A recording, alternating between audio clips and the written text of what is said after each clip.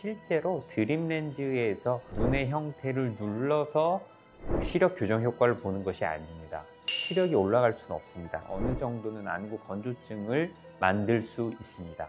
하지만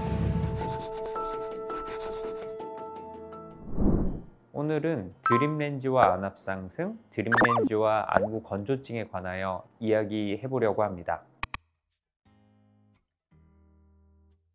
드림 렌즈를 끼면 눈을 누른다 라고 우리가 알려져 있지만 실제로 드림 렌즈에서 눈의 형태를 눌러서 시력 교정 효과를 보는 것이 아닙니다. 드림 렌즈는 각막을 눌러준다고 했는데? 라고 생각을 하실 수 있지만 정확하게는 드림 렌즈가 각막을 물리적인 힘으로 꽉 눌러서 각막 상피를 이동시키는 것이 아니고요. 누른다기보다는 끼워져 있으면 실제로 또 드림 렌즈도 움직입니다. 눈 속에서. 움직이게 어느 정도 접촉면을 만들어주면 눈물의 순환의 흐름에 따라서 각막 상피세포가 좁은 곳에서 여유가 있는 곳으로 이동을 하게 되고 그로 인해서 각막 상피의 리모델링이 일어나서 우리가 시력 교정 효과를 보이는 것이지 물리적으로 각막을 꽉 눌러줘서 시력 교정 효과를 보는 것이 아닙니다.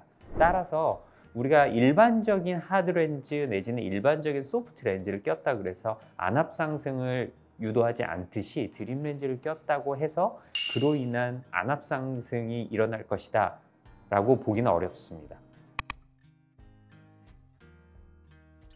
당연히 드림 렌즈 내지는 우리가 일반적인 렌즈 사용은 어느 정도는 안구 건조증을 만들 수 있습니다.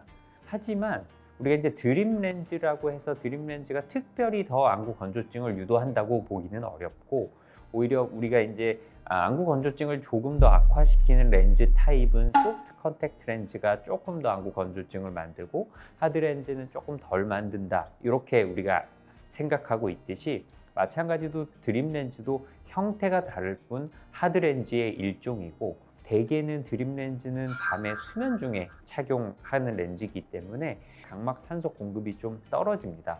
그 기간 중에 렌즈를 착용하기 때문에 안구 건조증에 대한 염려는 드림 렌즈가 기타 다른 소프트 렌즈나 하드 렌즈보다 크다고 볼 수 없고 오히려 적으면 적다고 볼 수 있을 것 같습니다.